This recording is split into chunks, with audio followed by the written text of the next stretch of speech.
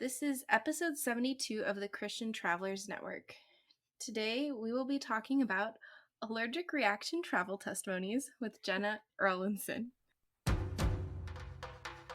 Welcome to the Christian Travelers Network, where travel stories, community, and scripture combine.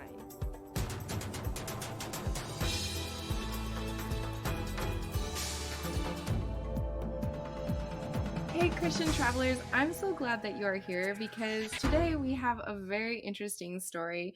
Jenna Erlinson is going to be talking about something a little scary and unexpected that happened in Scotland and how God worked through that. But before we dive into that, I want to once again point you to our website, christiantravelers.net. There we have a bunch of faith and travel resources. We are going to officially be starting booking trips here in the next 2 months, so be on the lookout for that. And you can also find links to our Facebook, Instagram, and Pinterest as well. But without further ado, Jenna Erlinson is the host of Bridge of the Faithful podcast, where she explores and defines what faithfully actually means and what it looks like in real life.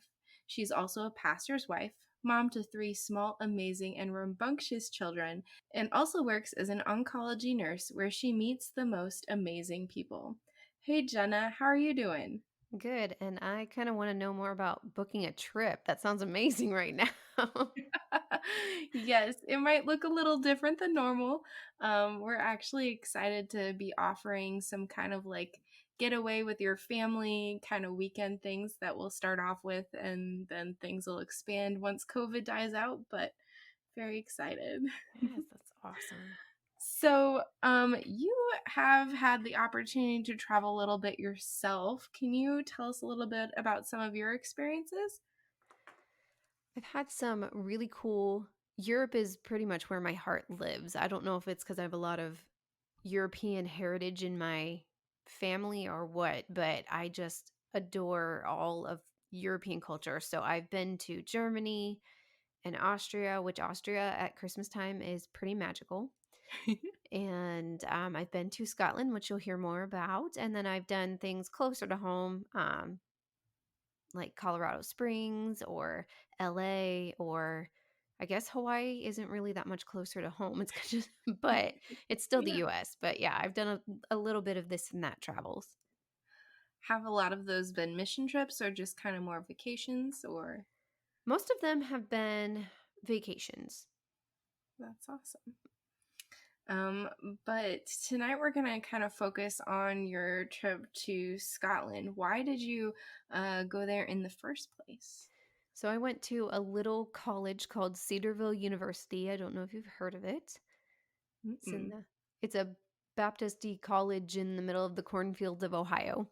Oh, okay. Very And nice. yeah, and I sing, so I was in their chorale, which is I don't know why they picked chorale versus choir, but there's something different about a chorale versus a choir. I'm not sure.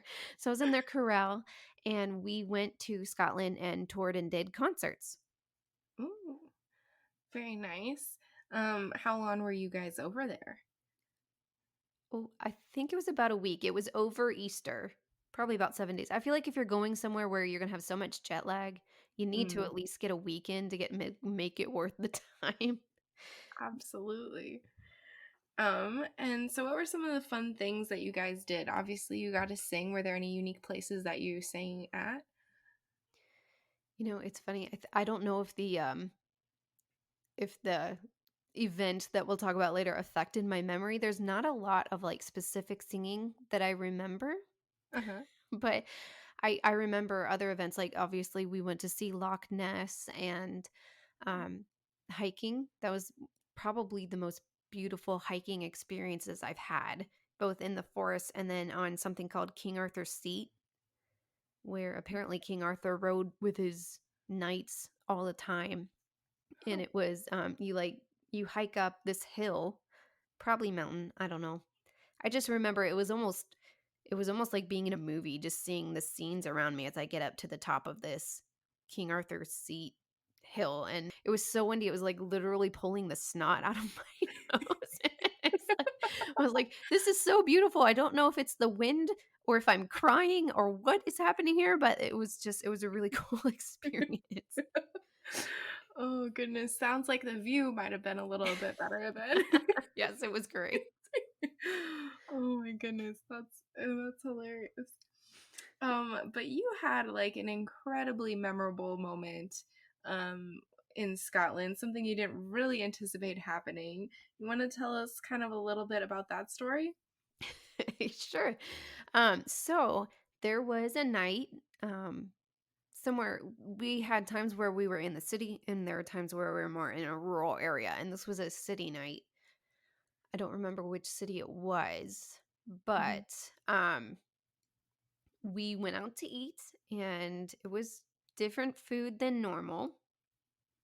And probably about an hour after, I started having an allergic reaction, which we later found out was to shellfish that I didn't know I had. Apparently, you can develop shellfish allergies when you're 18, which is terrible because then you know Oh, you like it, but then you can't ever have it again.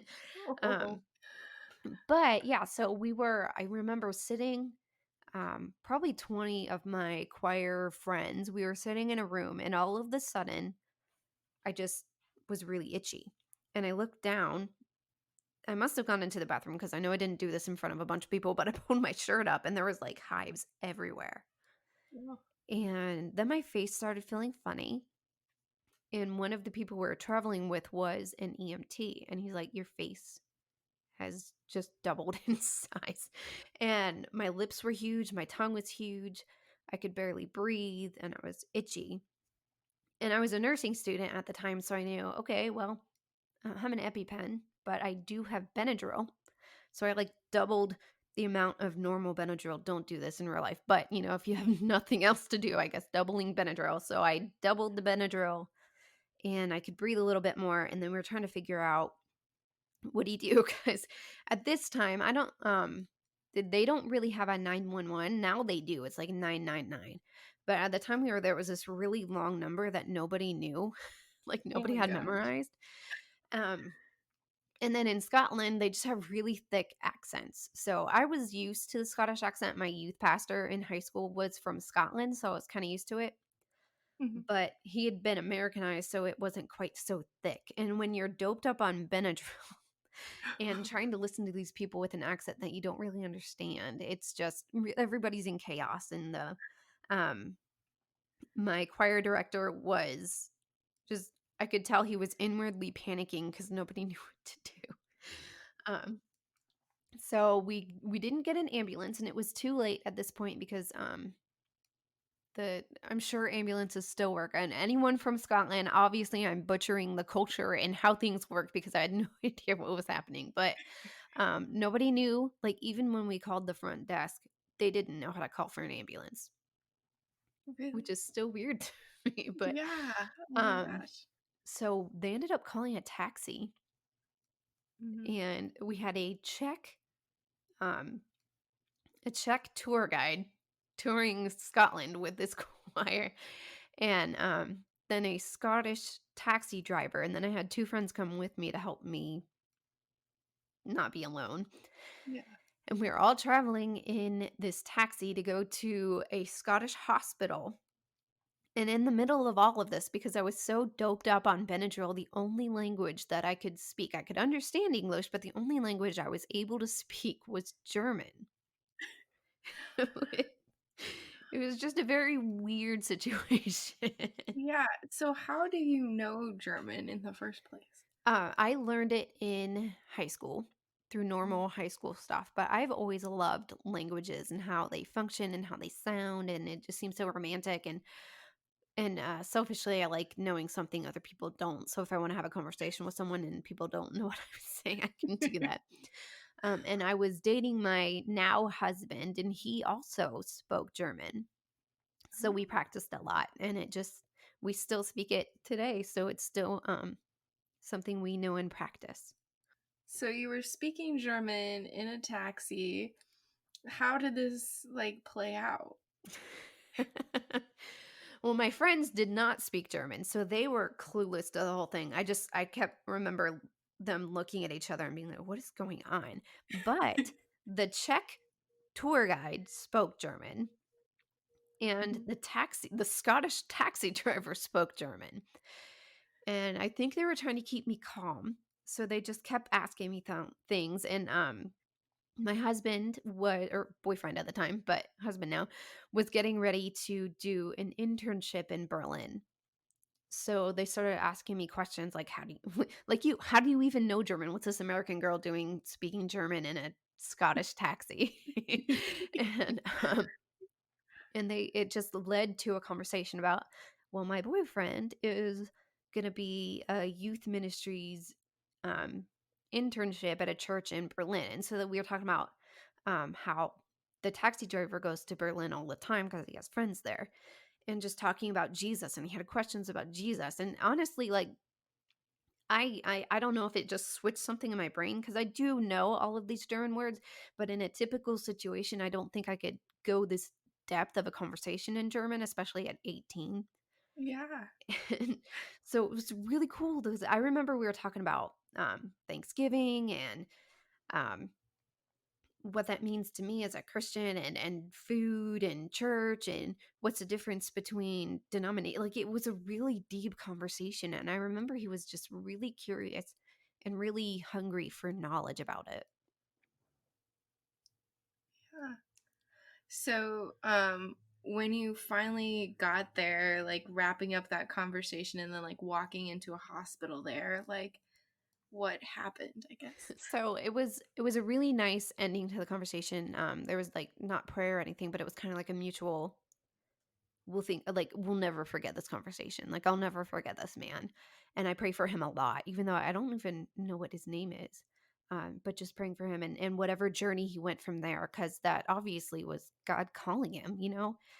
Um, Reminder that God's out there, whether you're in Berlin or Scotland, and there's an opportunity for him to connect with God either way. So I pray for him a lot, just for whatever came from that. Um, But apparently when you go to a Scottish hospital, you have to have, um, an appointment. Oh. So, um, so we get to the emergency room, and I remember it was this epic looking hospital with brick and, um, just the really cool architecture of older Europe. So I'm not sure how old this hospital was, but I remember getting there and nobody knew how to get in, and I'm sitting here. I was feeling a lot better at the time because the Benadryl really kicked in and did its job. Um, so then it was kind of comical of like, what do we do now? We're here at the hospital, our taxi's gone, but we don't know how to get in, and you need an appointment. So finally, we found this like doorbell buzzer thing and told Uh-huh. them there was someone having an allergic reaction outside. So they sent me in, and I sat in the waiting room, and I remember otherwise it seemed pretty similar to an emergency room here in the States. Um, they finally got me in, and by this time I was speaking English again, so that was helpful. Um, Yeah. and I didn't have the hives anymore because the Benadryl was working and I was breathing fine. And but I also get kidney stones, and I was passing a kidney stone at the time.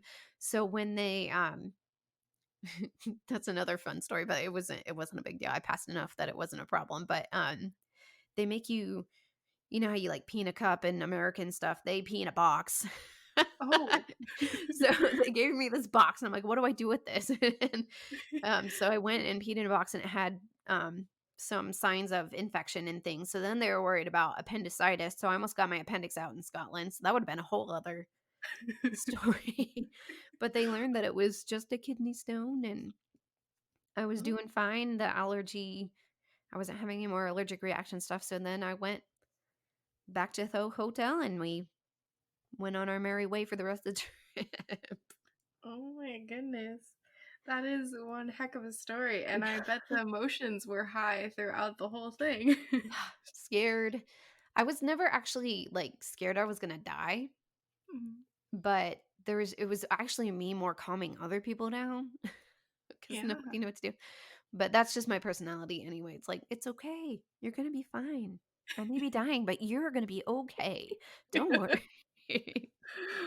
Oh my goodness. And I bet like that had to be an even more heightened experience for the taxi driver. Like you're having an allergic reaction and yet you're witnessing and absolutely calm in the backseat. Speaking German. Yep, yep, yep. Oh my goodness. So, kind of coming out of this experience, like, what would you say is kind of like one of the biggest takeaways for you, like a lesson learned? One of them is I've always been afraid. This isn't really travel related, but I've always been afraid of not knowing what to say when it Mm. comes to a situation where I can witness, and just being afraid that I'm going to step in the way and mess it all up.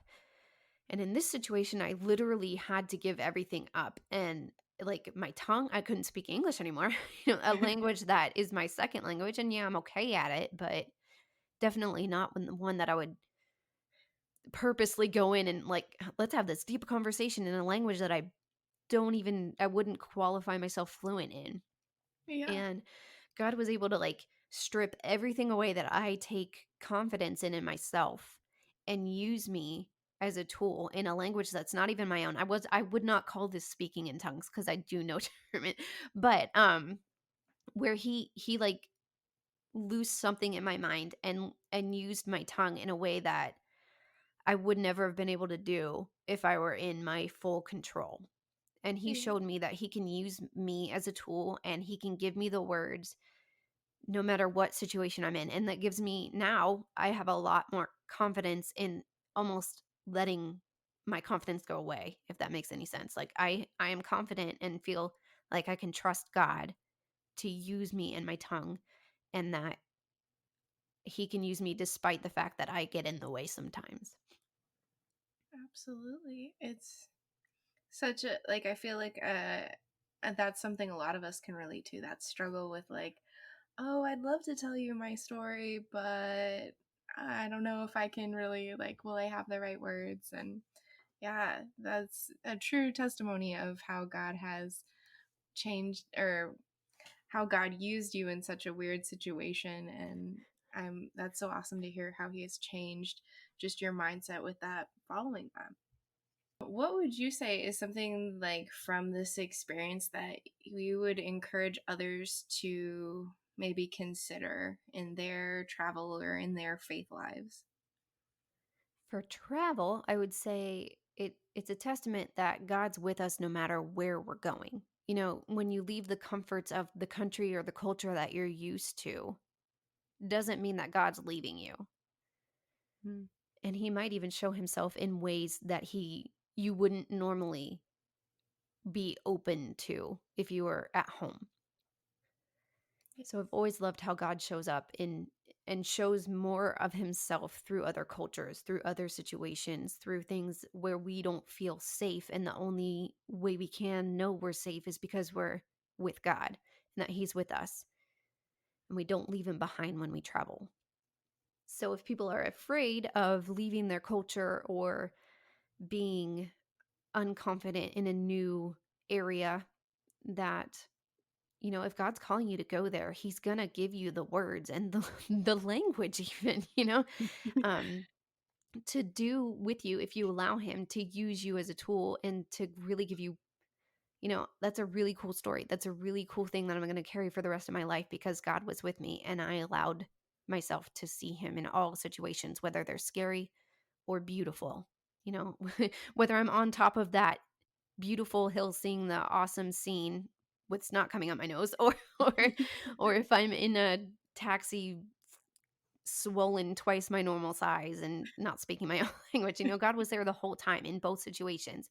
Those are both situations where I have seen different facets of the one whole God and different parts of him and understand his character a little bit more. absolutely. I feel like travel allows us to step out of our normal and allows us oftentimes to trust him because there are things that don't go as planned, whether it's an allergic reaction or just getting to see a gorgeous view that you weren't expecting or whatever else comes our way. And there's opportunities for us to do that at home and when we travel abroad. So, Yes. yeah. But outside of your time in Scotland, you also have experienced some kind of scary situations where God has really shown himself to you. Can you tell us a little bit about some of those experiences? Well, yeah, there's been a lot of travel. No wonder my mom was afraid to let me travel sometimes when I tell her all these stories of things that happened to me. Um, well, there's like just annoying nuances of when I went to Germany in high school.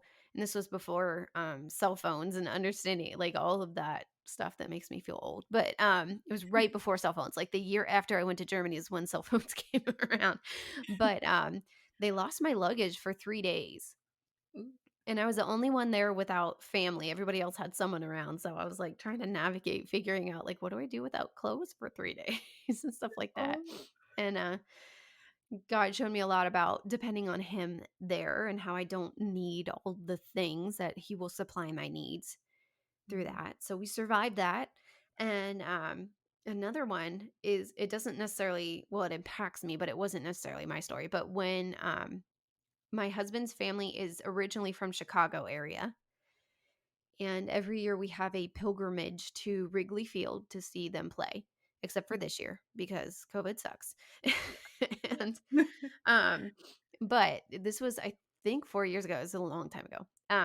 Well, 4 years isn't really that long, but it feels like a long time. But we went with my husband's family, which included my sister-in-law, my husband's brother's wife, and her dad came. And I remember we were at the game, and the first thing that happened was my mother-in-law started choking on a hot dog. And that was the first time I've ever had to do the Heimlich. Like, not Oh. at work at the hospital where, where you would expect to, but at a baseball game for my mother-in-law. So there was that. And then right after that, my sister-in-law's father fell and broke his kneecap. Oh. And then he's one of those stoic veterans that refuses to admit that he's in pain. So he sat in his seat the whole time until the end of the game. And then when it was time to leave, he stood up and fell again and cracked it some more. And so they ended up taking him to the hospital, and my sister-in-law went. And while they were in the ER room with the doctor in the room, so like of all the times, this is just a crazy God timing. So the doctor was in seeing Sarah's dad, and he looks over at Sarah and realizes that she's having a seizure to find out that she has a brain tumor. Oh. So this was all a crazy day of traveling. But at the same time, looking at this whole thing of God's timing, if not that I'm thankful for broken kneecaps, but God was there when Brian, his name is Brian, when Brian fell and knew that the timing of this knee break would take them to the ER, and Sarah would, it just happened to be when the doctor was in the room that Sarah would have a seizure. And that's Yeah. the only way they would have found this brain tumor until things got way worse. So Wow. all of the God timing of that was another crazy, hard, scary situation. But all through that, you see God weaved. Like my mother in law choked on a hot dog, but her nurse daughter in law just happened to be 2 rows in front of her and literally ran over people to get to her. Like all this timing. God is always there when it's scary. He's going to provide, He's going to be there to keep us safe. He's always paying attention, and He loves us so much. Amen. Man, there have been a lot of interesting instances in your life, and they all seem to be health related, Yeah. that God has really shown up for you and your family. Yeah. Um, one of the questions that I always love to ask our guests is what has been the biggest God moment in all of your travels? You've shared some amazing ones, but do you have any in particular that you would like to add? I do. I've been praying about this for a couple of days to see like what God wanted me to share. And this is a story. It's very personal. Um, but it's been a huge change of our life. And it happened on May 23rd, 2013. And we were going to LA. And my husband had just gotten, so I told you before, he was a youth ministry major in college, and did his internship in Berlin. Mm. When we graduated, we decided we're like barely older than high schoolers. We did not feel mature enough to shepherd them or be in charge of them. So he did other things and then got a degree in computer animation. And one of the things about having a degree in computer animation is you can't live in the middle of cornfields of Ohio and get a job. Yeah. So we were checking out LA. My brother lives there. So we were going to go visit him, see if we loved it, hated it, were okay with it, to make a big move out that way and see if that's where God was taking us next with Josh's career. So we sat in the airport before we left, and we knew this was a big trip and that something was going to happen. We were going to make a decision. Okay, we're ready to move out to LA, which was for me terrifying, and exciting at the same time. And just figure out what's next in our life. So we sat in the airport before boarding. We prayed, and I remember what we said. We didn't say like help us decide if LA is where we're going to go. It was help us decide if now's the time for my husband to leave his job and move for something else. So we prayed that prayer, all excited, God's going to do something cool. We get to LA, and literally 5 hours later, out of nowhere, my husband got a call that his job was just gone. What? Yeah. So we're like, "Okay, God, that was a little more direct than than what we were expecting." But at the same time, thank you, God, for just making it easy. We didn't have to think about it. He just made it like we asked him, "Make it really clear." And God said, "Okay, bye job. It's gone."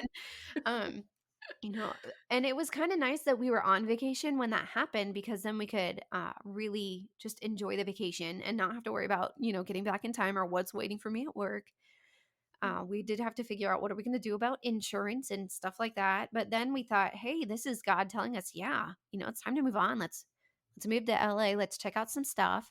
Let's make some phone calls. And at the same time, we were dealing with a 3-year journey of infertility.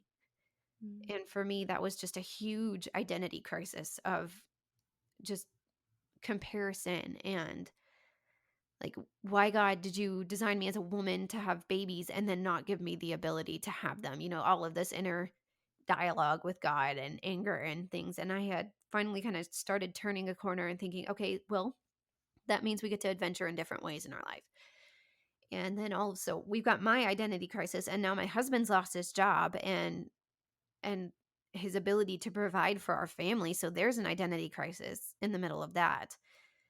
And so that was the trajectory that led us to we can go like the next 6 years of that literally took us off the path we were going into something new.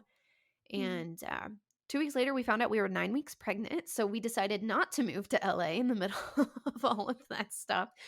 But that was probably the biggest God moment of like, hey, you asked me to be specific. I'm going to be specific, and I'm going to take you on this incredible journey and show you that, I'm the one that provides for you. I'm the one that gives you an identity. I'm the one that decides when you're ready to have a baby. I'm the one that makes you fulfilled, not a family. That was probably the biggest God moment of my life, is just that letting go, and God totally showing us, I've got I've got your adventure, your journey, your traveling planned. What a wonderful story. And it's so awesome to hear that God works so many things out just in such beautiful timing and very directly. Yes.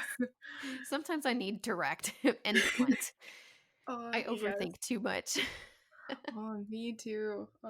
I feel like I've sat on this. I've been doing this podcast for over a year now, and I've been sitting on, do we like expand to more things like offering trips? And you know what?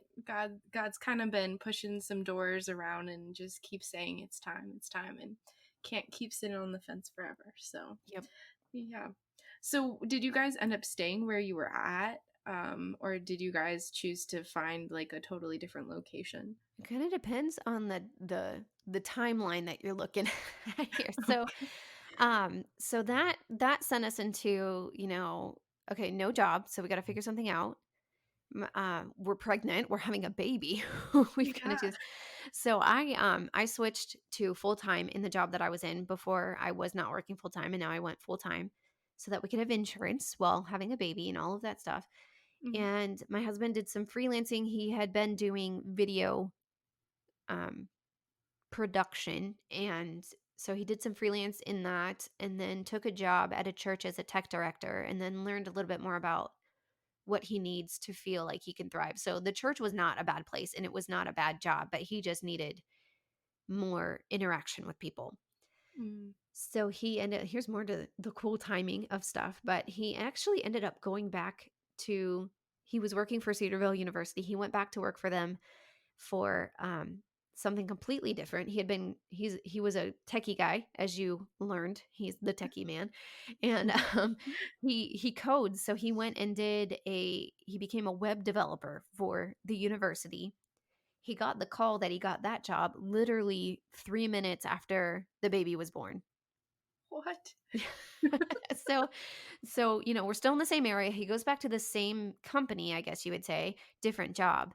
And that led him, we had to switch churches because he had gotten that tech director job at a church, and then when we left, we decided it was time to go somewhere else. Not that, again, the church was a great church, but we needed to go somewhere different. Oh. And the church that we ended up landing at helped my husband realize, I need to rededicate my life. I've taken too much control. I need to get back with God. Led us through a journey of, okay, he went back and is like, I have this Bible degree, this ministry degree. I feel like God's calling me to go into full-time ministry now. This was like 4 years later. Wow. And the whole crazy story is so God kind of called Josh back to him, prepared us for a life of full-time ministry. We waited for another 3 years. So it was almost the same time of the infertility thing. I waited for 3 years from when we heard God say, okay, it's time for you to start looking for full-time ministry, until God said, okay, my place is ready for you that I want you to go. And so he was in the middle of two job interviews. One was as a professor in um, kind of the communications degree Mhm. area, and the other was as a discipleship pastor in a church it ended up being like an hour away from where we were, so it wasn't really that big of a move. But the day he was supposed to go, this is so funny, the day that he was supposed to go to the interview for the professor job, uh, the day before, we prayed, God, okay, make it clear if you want us to go to the church or if you want us to go to the professor job, because we just weren't clear. And we wanted him to be clear, and how we prayed last time, be clear. And the the night, like in the middle of the night or the morning, it was like 1 o'clock in the morning of the day he was supposed to go interview at the university for the professorship job, my water broke with our third child. And he never made it to the interview. It was Oh 2 weeks my early. It was not expected. We purposely planned these interviews to be like 2 weeks before. god. Mhm. But nope, God said, nope, your water's gonna break, you're not gonna make it to that interview, I want you to go to this church. And so God brought Josh to this church that we're at now as a discipleship pastor, one that does web development and produces like freelance video production in the middle of COVID. So he was able to get the church ready to do church online. Absolutely. And he's used his gifts in other really cool ways that just, looking back, but all the stuff that we're at now, I can point back to that time we sat in the airport on May 23rd, 2013, and said, God, just make it clear where you want us to go. That gives me goosebumps. Oh, wow. God is so good and Yes. his timing is just amazing. Yes. Oh my goodness, Jenna, we have absolutely loved hearing your stories of how God has worked in some incredible ways through some scary health situations and then just like moving your life and your husband and your family in some amazing directions as well. How can our listeners connect with you outside of this podcast?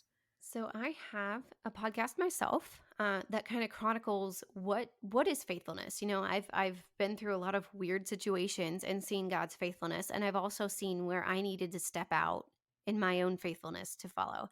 My podcast, like you said, is called Bridge of the Faithful, which your travelers might like. I've based the title off of the Incan rope bridges in Peru.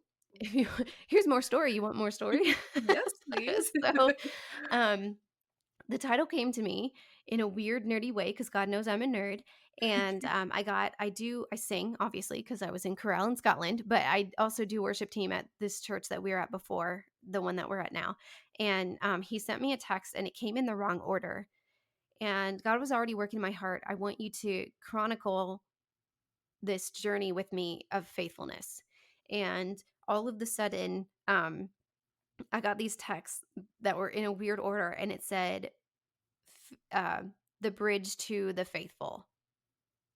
And I changed it a little bit, bridge of the faithful, just to make it sound a little better. But it put in my mind this rope bridge, and I did some research, and I really someday want to go to South America and check out these bridges. I don't know if I'd be brave. I have to be brave enough to get on them if they're safe enough to get on, because I just feel like that would be weird if I didn't do that after all of this research that I've done.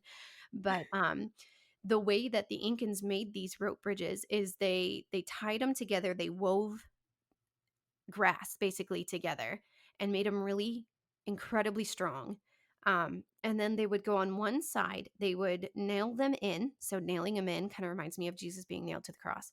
And they would go down in the chasm, and they would traverse, if this was a single person. So imagine Jesus nailing one end of the bridge in, going into this chasm full of dangerous creatures, not tigers because it's South America, jaguars, and um, journeying to the other side, climbing up, and then nailing the other side in.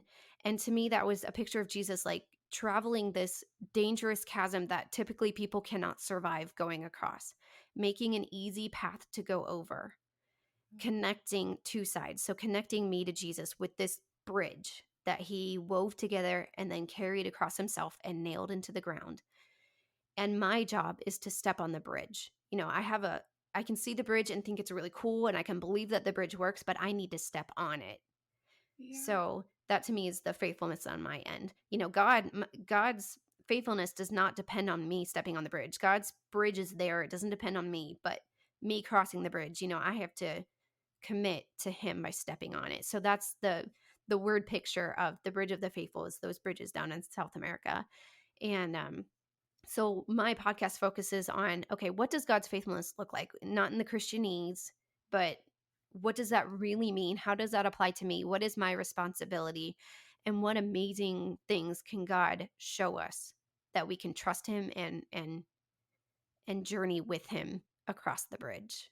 I will definitely be putting links into the description below and be following your podcast as well.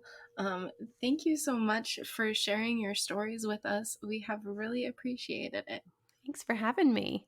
Well, Christian travelers, I hope that you will give Jenna a follow as well. And until next time, safe travels and God bless.